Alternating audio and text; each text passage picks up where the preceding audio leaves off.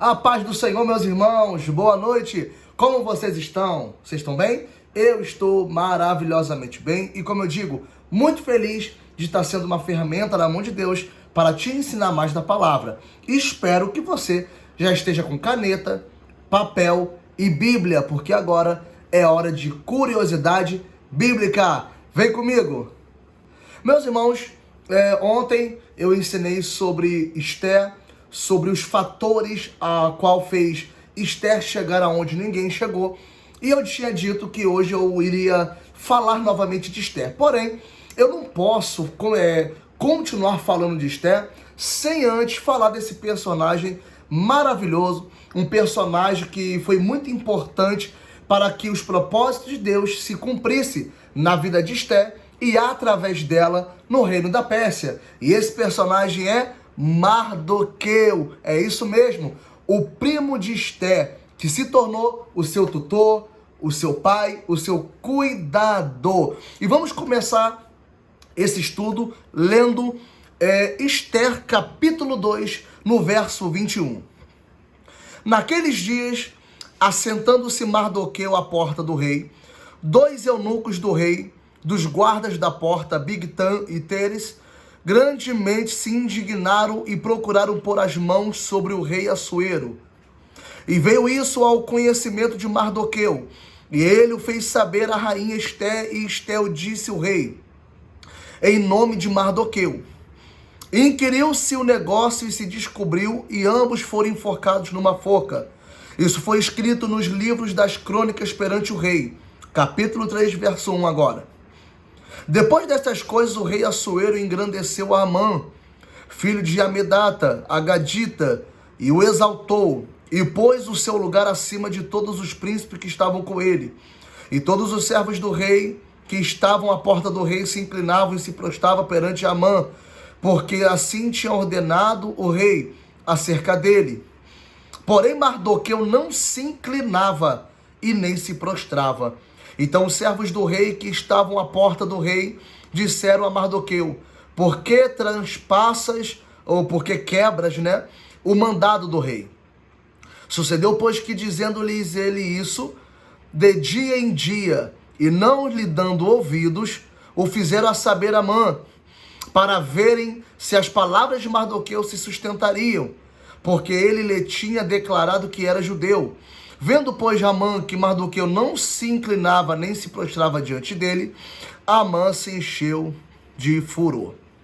Meus irmãos, como nós lemos aqui, nós vemos que Mardoqueu ele foi um personagem muito importante para que os desígnios de Deus se cumprissem na vida de Esther e através de Esther no reino da Pérsia. Eu quero começar aqui falando do significado do nome Mardoqueu.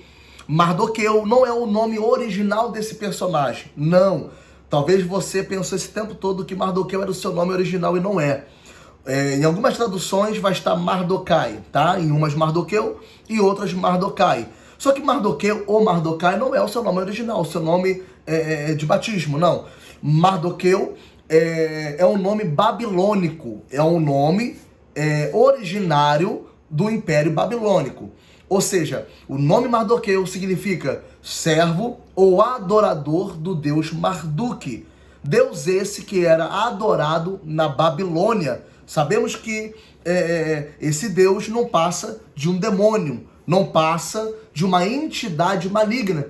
Então Mardoqueu ele carrega o nome de adorador do diabo, de adorador do deus Marduk, do deus pagão Marduk. Mas se você olhar para a vida de Mardoqueu, se você reparar nesse personagem, você vai ver que o nome ou o título que ele carrega de adorador do diabo não tem nada a ver com a sua pessoa ou com a sua essência. Porque se você ler sobre Mardoqueu, você vai ver que ele foi um homem totalmente fiel a Deus. Então, o título que ele carrega, o nome que ele carrega, o que deram para ele, que não foi o nome que ele escolheu, intitularam ele como adorador do diabo, intitularam ele, colocaram o nome nele de adorador do deus pagão Marduk, não condiz com a sua atitude nem a tua essência. Esse nome não tem nada a ver com quem ele é. E ele prova isso falando? Não. Mardoqueu não prova quem ele é através de palavras, porque eu aprendo uma coisa com ele. Não se prova quem é através de palavras, se prova quem é através de atitudes. Vou repetir para você pegar. Não se prova quem é através de palavras. Você é maduro e madura demais para saber que não se bate boca para provar quem é. Não se manda indiretas em redes sociais para poder mostrar quem é. Você não deve tentar mostrar quem é ou provar alguma coisa para alguém batendo boca ou através de palavras, porque a Bíblia fala que a nossa língua é perigosa e ela tem o poder de incendiar toda uma floresta. A língua tem o poder de dar vida e também de tirar a vida. Então, nós provamos quem nós somos não através de palavra, mas através da atitude. Talvez hoje você está vivendo uma situação onde te intitularam de uma coisa que você não é. Talvez falaram que você é alguém que você não é. Talvez você está sendo vítima de fofoca, vítima de calúnia. E a pior coisa que tem é ser vítima de calúnia. Porque muitas vezes você não tem nem o direito de se defender. Simplesmente te intitularam com algo que você não é. Falaram que você faz algo que você não está fazendo. E muitas das vezes te criticam, te julgam e te sentenciam. Sem você ter direito de defesa. Mas cá para nós, Mardoqueu foi titulado como alguém cuja essência mostrava ao contrário. Eu estou dizendo para você que você pode ficar despreocupado e despreocupado. A tua essência vai falar aquilo que as tuas palavras não têm poder para falar. Pegou?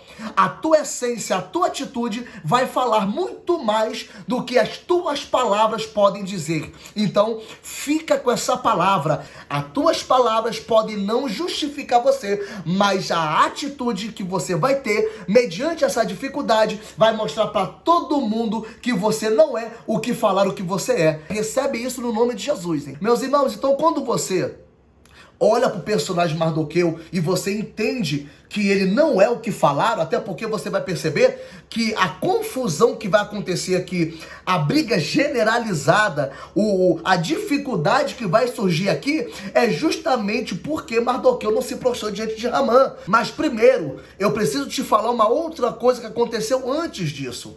Vamos lá. Se você ler o texto aqui que nós meditamos, você vai ver que primeiro, Mardoqueu ele usa de bondade para com o rei da Pérsia. Como? Ele descobre de uma calúnia contra o rei, ele descobre que há uma armação para poder arrancar a vida do rei. Mardoqueu descobre que há um montinho contra o rei, estão tramando a morte do rei. E ele descobrindo isso, ele fala com a sua prima Esté. E Esté leva, e a Bíblia fala que foi em nome de Mardoqueu, ou seja, a notícia chega como sendo enviada pelo Mardoqueu, e o rei descobre que estavam realmente tramando contra ele, e enforca os dois servos do rei que estavam tramando contra a vida dele. Mas você para reparar que o rei não honra Mardoqueu naquele momento. O rei não lembra de Mardoqueu. O rei não manda honrar Mardoqueu, não agora. E ele faz o quê? Ele manda escrever o que Mardoqueu fez no livro das crônicas, ou livro das lembranças. Só que você olha com a ótica de Mardoqueu, Mardoqueu foi uma ferramenta de livramento para a vida do rei, porém o rei não reconheceu.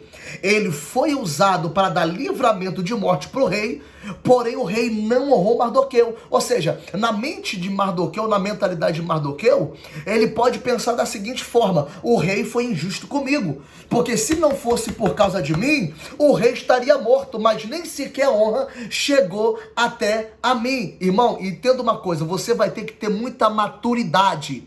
Você vai ter que ter muita maturidade para ser usado por Deus para abençoar vidas e você não for abençoado pelas mesmas que você ajudou ou que você abençoou. De ajudar alguém e a mesma não te ajudar quando você precisar. De você estender a mão para alguém e essa pessoa que recebeu o estender das suas mãos não estender a mão para você quando você precisa. Você vai ter que ter muita maturidade para honrar e não ser honrado, para ajudar e não ser ajudado. Até porque isso faz parte da tua essência. Honrar, ajudar, estender a mão. Não é porque você quer, até porque teve momentos que você falou, não vou ajudar, e Deus fez você ajudar. Teve momentos que você falou, não vou estender a mão, e Deus fez você estender a mão, porque isso faz parte de uma essência que Deus criou dentro de você. Isso faz parte de um caráter que Deus gerou dentro de você. Só que você vai ter que ter muita maturidade para entender que tudo isso que estão fazendo contra você não pode corromper a essência que você carrega. Se você honrou e não te honraram, continua honrando. Se você ajudou e não te ajudaram, continua ajudando, porque vai estar escrito no livro das crônicas do nosso Deus. Olha para mim, você pode perceber que Mardoqueu não foi honrado, mas o nome dele foi escrito no livro das crônicas. Mardoqueu não foi honrado, mas o que ele fez estava registrado em um livro. Mardoqueu não sabia disso, mas o rei mandou anotar o nome dele lá. Mardoqueu não fazia ideia que o que ele fez estava sendo registrado, mas o rei mandou registrar. Só que o rei não honrou naquele momento, e tu vai ter que entender que vai ter momentos que Deus não vai te recompensar na hora. A lei da semeadura é severa e a lei da semeadura se cumpre. Planta bem, colhe bem. Planta mal, colhe mal. Mas entenda uma coisa, você, na maioria das vezes, não vai ser recompensado na hora que você pensa que tem que ser. Você não vai ser honrado na hora que você pensa que tem que ser. Você não vai ser ajudado na hora que você pensa que tem que ser. Mas não se preocupe, por mais que o homem não te honre, Deus está escrevendo tudo o que tu está fazendo no livro. Por mais que o teu parente não te honre, teu pastor não te honre, por mais que o teu presidente não te honre, por mais que ninguém te honre, mas tudo que tu está fazendo, Deus está escrevendo no livro dele. Então fique despreocupado, porque na hora certa, Deus vai abrir esse livro. Calma, Mardoqueu. Continua exercendo quem você é, alguém de caráter, alguém de essência. Continue honrando, continue ajudando, continue estendendo a mão, mesmo que você não colha, mesmo que você não tenha esse retorno agora, mas nunca se esqueça que Deus está escrevendo, e na hora de Deus você vai ser honrado. Então você percebe que toda a atenção do livro se volta para Mardoqueu. Todo o foco, o holofote se volta para Mardoqueu. Sai um pouco de Esther e vai para Mardoqueu, porque era justamente o propósito que Deus tinha que fazer. Porque se você parar para perceber, se você parar para olhar o texto, Deus tinha que criar uma confusão para que o propósito se cumprisse. Deus tinha que criar uma dificuldade para que o propósito tivesse continuidade. Peraí, pastor. O Senhor está dizendo que teve que ter um problema para que o propósito tivesse continuação? Sim, porque toda vez que Deus quiser cumprir propósito na tua vida, ou quiser que o propósito tenha continuidade, Ele vai criar um problema. Até porque, para nós, problemas servem para impedir o propósito. Mas para Deus, o problema é uma ferramenta eficaz para fazer o propósito se cumprir. Vou repetir. Para nós, o problema ou a dificuldade serve para impedir o propósito. Toda vez que acontece uma dificuldade na tua vida, que surge um problema na tua vida, você pensa que isso vai impedir aquilo que Deus prometeu. Mas, na ótica de Deus, o problema não é para impedir o teu propósito. Pelo contrário, na ótica de Deus, o problema ou a dificuldade ou a guerra é uma ferramenta eficaz para que o propósito se cumpra na tua vida. Pastor, que incrível, que incrível. Então segura essa. Você pode perceber que toda vez que Deus honrava Davi, era através de uma guerra. Toda vez que Deus honrava Davi, era através de uma guerra. Tu pode perceber, ele lutou contra Urso e Leão, Deus o honrou. Ele lutou contra Golias, Deus o honrou. Ele lutou contra os filisteus e as mulheres cantavam, Saul matou seus milhares, mas Davi matou os seus 10 milhares. Então toda vez que Deus queria fazer Davi subir de nível, Deus gerava uma guerra. E quando Davi não estava na guerra, Davi pecou com Betseba. É isso mesmo. Quando Davi disse que ia descansar e não ia para a guerra, ele caiu numa armadilha do diabo. Então entenda uma coisa, momentos de paz é bom, mas é perigoso. Repito, momento de paz é bom, é ótimo, é maravilhoso, mas é perigoso, porque no momento de paz, você esquece que tem que orar. Momento de paz, você esquece que tem que jejuar. Momento de paz, você esquece que tem que se aprofundar. E na guerra tu busca. Na guerra tu ora, na guerra tu jejua, e é na guerra que Deus te dá vitória. Então entenda uma coisa, se você está numa guerra e está achando que vai perder, meu irmão, tu está muito enganado, porque essa guerra foi gerada por Deus para você subir de nível. O Senhor está falando para alguém aqui, e eu estou sentindo a presença de Deus. O Senhor está dizendo, fui eu que criei essa guerra na tua vida, fui eu que gerei esse problema na tua vida, não para você morrer, não para você parar, mas para você ver que na guerra eu te dou vitória, que na guerra eu faço você subir de nível, que na guerra eu faço você crescer e exalto as promessas que eu tenho sobre a tua vida. Então pega isso, você que está na guerra, se prepara, porque tem exaltação de Deus chegando na tua vida. E eu quero que você agora pegue essa palavra, eu quero que você grave essa frase na tábua do teu coração. Deus deixa a vida virar de cabeça para baixo para que aprendamos a viver de cabeça para cima. Vou repetir e anota isso, pelo amor de Deus, porque essa palavra vai ser fonte de força na tua fraqueza. Deus deixa a vida virar de cabeça para baixo para que aprendamos a viver de cabeça para cima. Lá em 2 Crônicas 20, você vai ver que Josafá está enfrentando uma das maiores dificuldades da vida dele. Se você ler 2 Crônicas 20, você vai ver aquele famoso texto que Deus disse, nessa peleja, tu não terás que pelejar. Essa guerra não é tua, essa guerra é minha. Só que olha que interessante. Josafá, ele se posiciona, ou seja, ele toma uma posição diante de Deus. Por quê? Porque antes disso, se você ler lá do capítulo 18, Josafá tinha feito uma aliança com Acabe. Ele não precisava fazer isso. A Bíblia fala que ele era temente ao Senhor, serviu o Senhor. Ele tinha glória, tinha riqueza, ele tinha poder, ele tinha nome. Só que ele quis fazer uma aliança política com Acabe. Ele se aparenta com Acabe. Ele faz uma aliança parentesca e política com Acabe. Exatamente o que Deus não queria que ele fizesse. Porque ele já tinha o Senhor como o teu auxiliador, como o teu sócio, como o teu parceiro. Só que ele, para ter uma segurança maior no teu reinado, ele vai fazer aliança com Acabe. E Deus não queria. Porque mais na frente, um profeta vai dizer para Josafá o seguinte, olha só, porque você fez aliança com quem Deus aborrece, ou seja, Acabe não é aprovado por Deus, e você fez aliança com quem Deus não aprova. E começa a pegar isso, porque é muito perigoso, porque muitas das vezes a nossa vida desanda por causa de aliança que a gente faz. Muitas das vezes a gente entra em confrontos espirituais, e agora eu estou falando de decisões erradas que a gente toma. Às vezes você faz aliança com gente que Deus não aprova e a tua vida começa a desandar. As coisas se dão errado, a porta se fecha. Para você não confundir, entenda, eu estava falando de guerras que Deus cria para te exaltar, mas agora eu estou falando de guerras que você entra por causa de atitudes que Deus não te direcionou. Então você tem que tomar muito cuidado, porque quando guerras aparecem na nossa vida e nós estamos posicionados com Deus, nós não temos que temer, porque sabemos que isso é para nos exaltar, é para nos fazer crescer, é para honrar as promessas dele na nossa vida. Agora, quando a tua vida está dando errado e você faz uma autoanálise e vê que tuas amizades estão erradas, a tua forma de viver está errada, a tua forma de pensar está errada, a administração da tua vida, do teu tempo está errado. Então o que Deus quer falar com isso? Que você precisa de um posicionamento. Então quando você olha para Josafá, você vê que ele sai totalmente da posição. E o que acontece? Acabe morre, a aliança é quebrada, Deus o repreende e ele volta a fazer aquilo que ele tinha começado no começo da sua vida.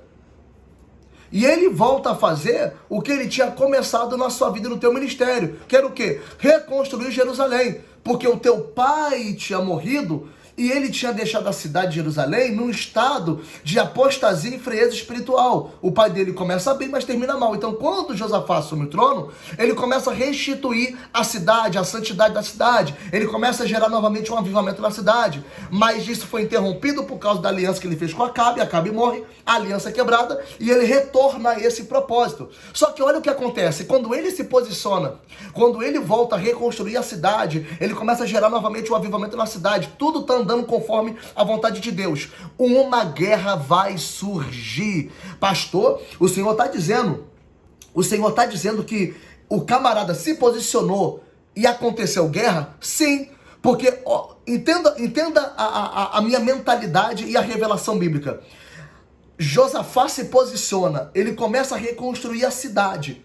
Só que ele precisa de um fator importantíssimo para que o povo entre nessa visão, para que o povo entre nesse avivamento, que é o quê? A certeza e a convicção da aceitação de Deus daquilo que está sendo feito. Porque Josafá está saindo de uma aliança errada, agora ele está reconstruindo a cidade. Só que o povo precisa que Deus demonstre que ele está aceitando não somente o posicionamento dele, mas também de todo o povo. Então o que Deus faz? Se o povo quer uma confirmação que eu estou novamente com eles, então eu vou dar. E qual é o sinal que Deus dá para o povo? Que ele está novamente na cidade protegendo o povo, criando uma guerra. Pastor, mas por que criando uma guerra? Porque Deus vai criar uma guerra, e a guerra que Deus vai criar, a guerra que Deus vai permitir, é uma guerra que era impossível Josafá de vencer. Porque a notícia que chega para Josafá é a seguinte: Josafá, existem 3 exércitos que estão marchando em volta da cidade. São 3 exércitos grandes, e nós não temos capacidade nem material bélico para vencer esse povo. Aí o que Josafá faz? Sabendo que ele não pode, ele vai para dentro do templo, ele se prostra dentro do templo e ele clama o nome do Senhor pedindo socorro. É aí que entra aquela frase clássica: nesta peleja tu não terás que pelejar. Josafá, eu tô falando pra você, porque você entendeu que você não é capaz e precisa de mim. Esse é o sinal que eu dou pro meu povo, que eu tô na peleja. Você não precisa guerrear essa guerra. Essa guerra, a partir de agora, ela é minha. Então toda guerra que Deus cria na nossa vida é para que o nome dele seja glorificado, porque a Bíblia fala que o nome do Senhor foi adorado enquanto Deus dava livramento para o povo de Israel. Então essa guerra que tu está enfrentando hoje é uma guerra que Deus criou para glorificar o nome dele. Então, por favor, tenha discernimento. Existem 2 tipos de guerras: a guerra que Deus cria para te exaltar e a guerra que você gera por causa de desobediência. A pergunta que você tem que fazer para você mesmo é: que tipo de guerra que eu estou enfrentando? Será que essa guerra que eu estou enfrentando é para Deus me honrar? Ou será que essa guerra que eu estou enfrentando é para Deus me alinhar? Então fica com essa reflexão para que você hoje entenda o tipo de guerra que você está enfrentando. Então toda vez que você se posicionar diante de Deus, você vai incomodar os homens. Toda vez que você tomar uma atitude diante do Senhor, ou ter a sua vida alinhada com o Senhor, porque toda vida alinhada com Deus é uma vida direcionada pelo mesmo. Entendeu? Pegou? Toda vida que é alinhada com o Senhor está falando com alguém aqui. Toda vez que você alinha a sua vida com Deus, a tua vida é direcionada pelo mesmo, pegou? Toda vez que você alinha a tua vida com Deus, Deus direciona a tua vida. Toda vez que você alinha a tua vida com o céu direciona a tua vida. E você pode perceber que você, e muitas das vezes que você tomou posicionamento direcionado por Deus, você perdeu alguém, você perdeu um amigo. Porque isso é comum na nossa vida espiritual. Tomar atitudes que Deus direciona, alinhar nossa vida com Deus, ter mentalidade do céu, faz com que pessoas se afastem. Então é você tomar um direcionamento com Deus e pessoas te abandonam, amigo te abandona, amiga te abandona, parente te abandona, até às vezes o cônjuge, aquele que dorme na tua cama, te abandona, porque você alinhou a tua vida com Deus. E muitas das vezes quem está perto de você não tem maturidade nem estrutura para presenciar um alinhamento espiritual da tua vida com Deus. Então aprenda isso: toda vez que você se posicionar com Deus, pessoas vão te abandonar, e você vai ter que estar preparado para isso. Você lembra de João capítulo 12, a Bíblia vai falar que Jesus, estando numa ceia na casa de Lázaro, Maria chega, se prostra, quebra o teu vaso, e o unguento que estava dentro do vaso, ela começa a lavar os pés de Jesus, e a casa fica toda perfumada. Só que aquela essência era tão poderosa, aquela atitude de adoração era tão poderosa, que incomodou Judas. Aí Judas vai falar assim no livro de João capítulo 12: porque ela não vendeu esse unguento e não deu aos pobres? Só que João vai revelar o caráter e a intenção de Judas. E João vai falar assim, ó, ele disse isso como se importasse com os pobres. Mas ele disse isso porque ele era ladrão e carregava a bolsa. Ou seja, Judas não se importava com os pobres, mas ele estava interessado no valor daquele unguento, no dinheiro que ele poderia conseguir vendendo aquele unguento. E o dinheiro não era para pobre, o dinheiro era para ele. Ou seja, ele queria roubar o valor, o dinheiro daquele unguento. Ou seja, quem se incomoda com a tua adoração quer roubá-la. Quem se incomoda com a tua atitude com Deus quer roubá-la. Quem se incomoda com o teu alinhamento com Deus quer te atrapalhar. Ele não tem coragem, não tem capacidade de adorar como você adora, mas também quer te atrapalhar. Ela e ele não tem capacidade, não tem motivação, não tem caráter para fazer ou para entregar uma adoração de excelência ou de fazer um alinhamento com Deus, mas também quer te atrapalhar. Então o Senhor está falando com você o seguinte: observa quem está em tua volta, porque muito está vendo o teu posicionamento com Deus, está querendo te atrapalhar. Muitos estão vendo do que Deus está fazendo na tua vida, está querendo te atrapalhar. O cheiro dessa essência, o cheiro dessa adoração está incomodando quem está na casa junto com ela, porque Judas não está fora da casa, Judas está dentro da casa. Quem se incomodou com a adoração, quem se incomodou com a essência do unguento não estava fora, estava dentro. Ou seja, eu entendo que quem se incomoda com a minha adoração não é o de fora, quem se incomoda com a minha adoração é quem está dentro. Quem se incomoda com a essência da minha adoração não está fora, quem se incomoda com a essência da minha adoração está dentro, come na minha mesa, fica do meu lado e dá até glória a Deus comigo, mas não suporta ver a minha adoração. Está comigo, às vezes no mesmo culto que eu, mas não suporta a essência da minha adoração. E ao invés de procurar a essência para adorar, ao invés de alinhar a vida com Deus, quer ficar me taxando, quer ficar me criticando, quer julgar você e no final te atrapalhar. Então toma cuidado com quem está do teu lado. Não deixe de quebrar o teu vaso e de adorar a Jesus, porque ele é digno de toda honra e de toda glória. Então você vê que Mardoqueu, ele incomodou todo o inferno. Então Mardoqueu, quando se posiciona e resolve não se prostrar diante de homem e não cumprir o que o teu nome falava acerca dele, ele provocou muita gente. O inferno se incomodou. E é exatamente dessa forma que acontece quando a gente se posiciona. Mardoqueu não se deixou levar por aquilo que o teu nome falava acerca dele, e nem pela ameaça do homem, nem pela ameaça e opressão do inferno. Mardoqueu foi fiel a Deus e ele foi na contrapartida de tudo aquilo que conspirava contra ele. Faça a mesma coisa que Mardoqueu. Não deixa nada atrapalhar o teu posicionamento com Deus. Amém? Então vamos ficar por aqui. Amanhã temos mais aulas e eu tenho certeza que essa aula te impactou. Beijão e até amanhã!